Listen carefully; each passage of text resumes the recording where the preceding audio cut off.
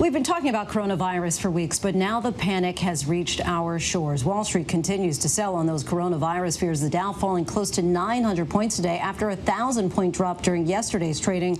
That is the worst two-day stretch for the Dow since February of 2018.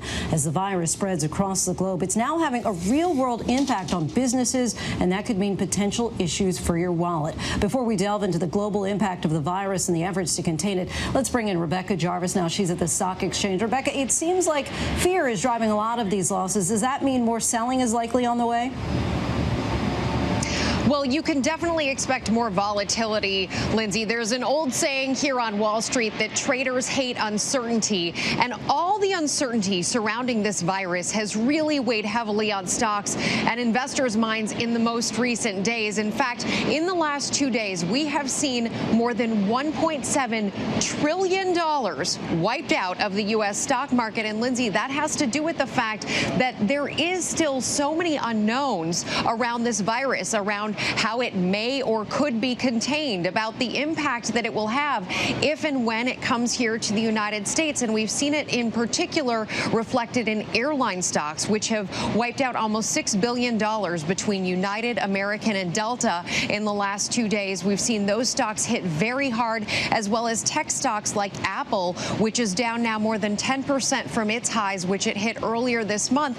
And tech stocks in particular are feeling the heat because of the fact that so much of China has been shut down by the coronavirus, and that's the place where many tech companies, as well as many major U.S. companies, do most of their manufacturing. And I'd also like to point out the fact that a lot of small companies are feeling the heat right now. They do a lot of manufacturing in China as well. There are a number of small business owners who have contacted me in recent days saying, we can't get any kind of word from Chinese factories. They're completely shuttered. We don't know when we're going to get our products to U.S. consumers, Lindsay. It reminds me also of the saying, Rebecca, when China coughs, the world sneezes. I mean, really, quite literally the case here. We're getting some mixed messages, though, from the government on this outbreak here. The CDC sounding the alarm, but the head of the National Economic Council, Larry Kudlow, tried to reassure Americans. We have contained this.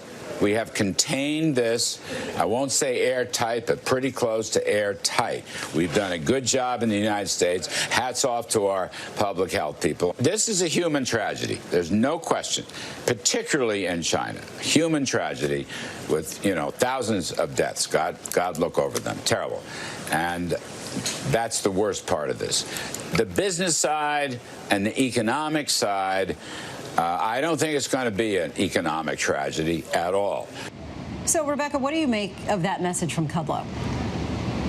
Previously, what we have seen in these cases of outbreaks is that there is that economic near-term consequence and pain, and generally, historically speaking, things do tick back. But of course, when it comes to those small businesses that I mentioned earlier, some of those businesses, if they don't get products in the next couple of weeks, months, and they don't know, frankly, when they will, they could actually be facing an existential threat. They could be going out of business, Lindsay. Wow, really scary, the ramifications that are beyond just the health impact. Rebecca Jarvis for us from Wall Street. Thanks so much.